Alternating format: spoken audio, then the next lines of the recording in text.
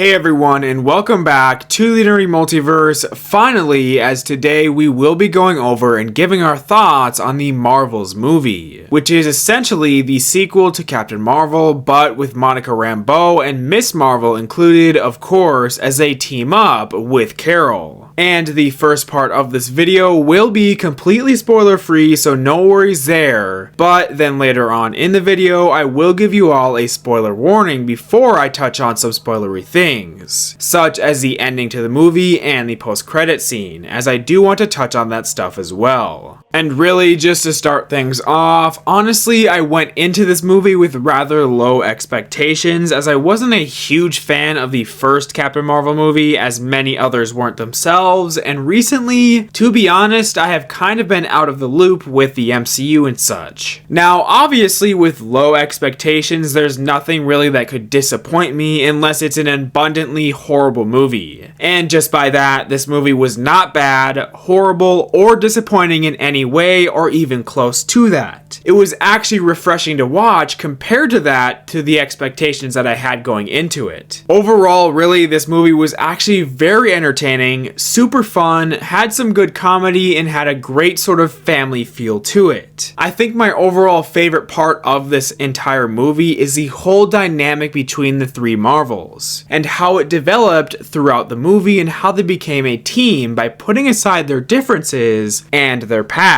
As soon as all three of them met on screen, their connection felt so genuine and human. It's like the movie is meant to be centered mostly around Captain Marvel, but it does an incredible job with showcasing each and every other Marvel. This movie also did so well with displaying or exploring the consequences of a war. I also really liked how this movie kept exploring on the aspect or conflict and war that has been going on between the Kree and the Skrulls for ages, which was a big thing in the comics as well. Something I also enjoyed, which may be surprising or weird, is the fact that this movie was watchable without having to know what is going on in the Disney Plus series, like Secret Invasion or Loki, because I haven't gotten around to watching those, but I might end up watching Loki season 2 soon. But Secret Invasion just doesn't look appealing, and I've heard many other people say the same thing. So I'm glad that we aren't forced to watch those to know what is actually happening in this movie. Now, obviously,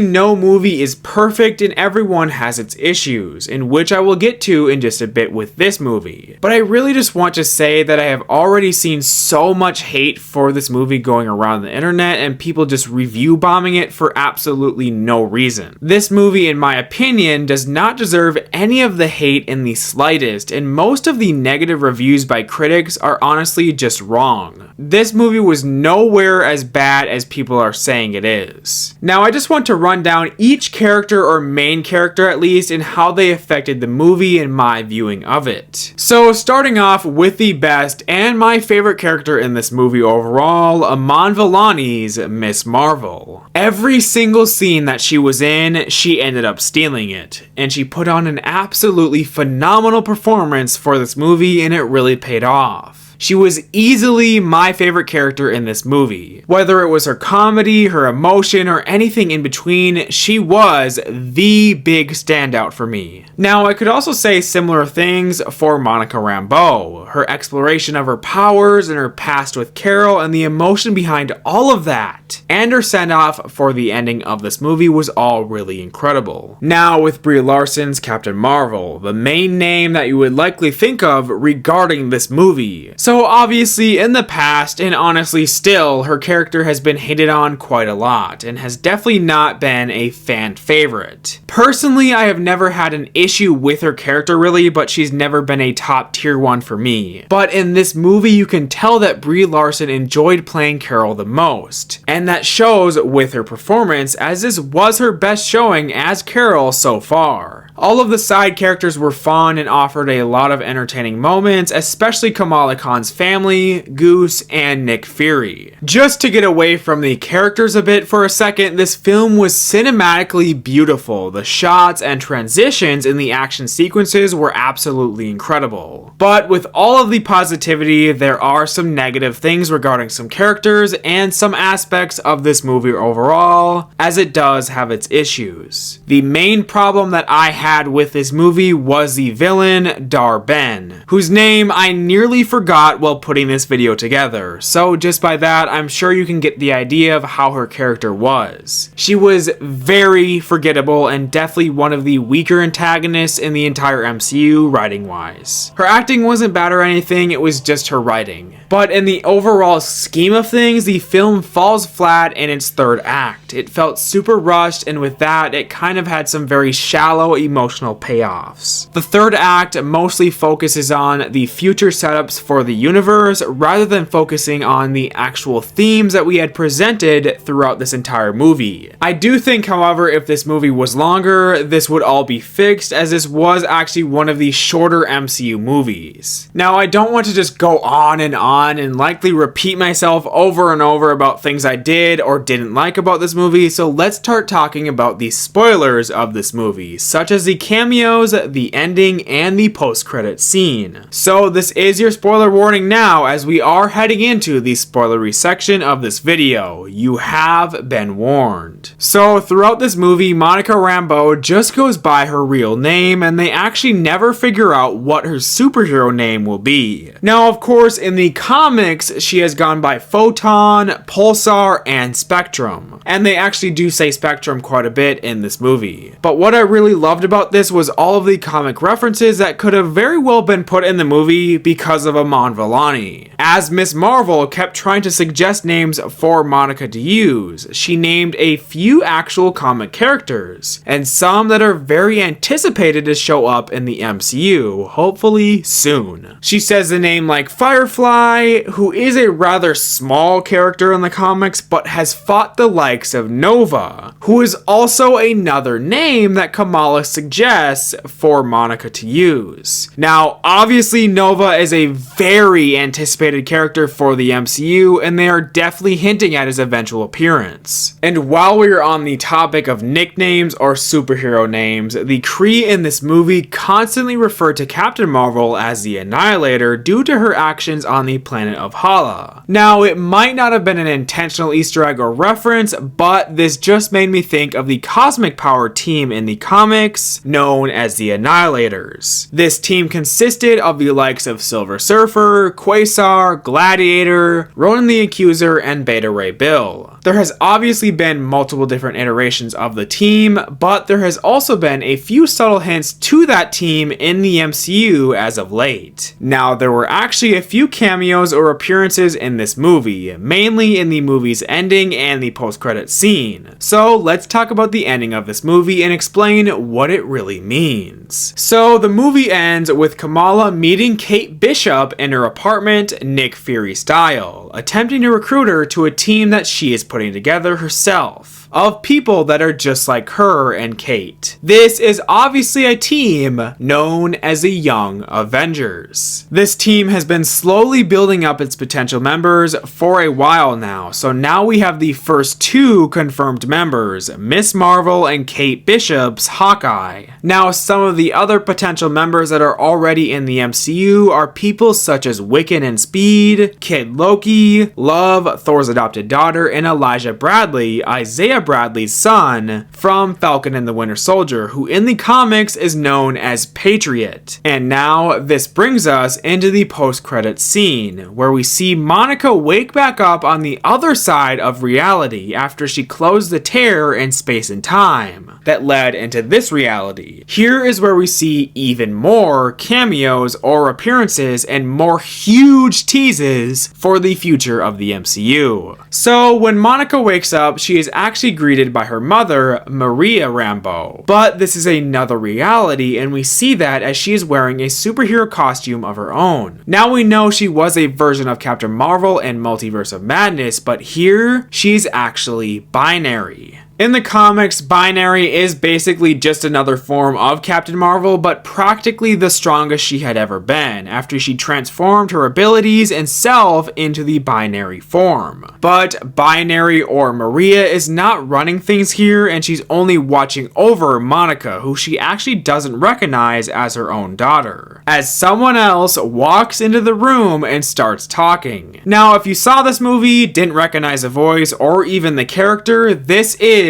none other than Beast from the X-Men. He also mentions Charles, of course, being Professor X, and they are in the X-Mansion itself, as we can see the doors in the background. Now, I wish that I could have the full movie in good quality so that I could put these images on the screen. But hey, maybe I'll make an entire breakdown of this entire movie when it fully releases. Anyways though, the fact that we are getting things like the Young Avengers and finally the starting stages of the X-Men showing up, whether it's an alternate reality or not, is huge. We know Deadpool 3 is the next MCU movie, so I'm sure that it will play along with that, as well as the most recent season of Loki, which I personally said I haven't gotten around to watching, but I will do that soon. Now, sometimes Easter eggs, cameos, and teases like these are very clear desperation for excitement in the MCU and their movies. But honestly, in this one, both the teases felt like something that we have been waiting for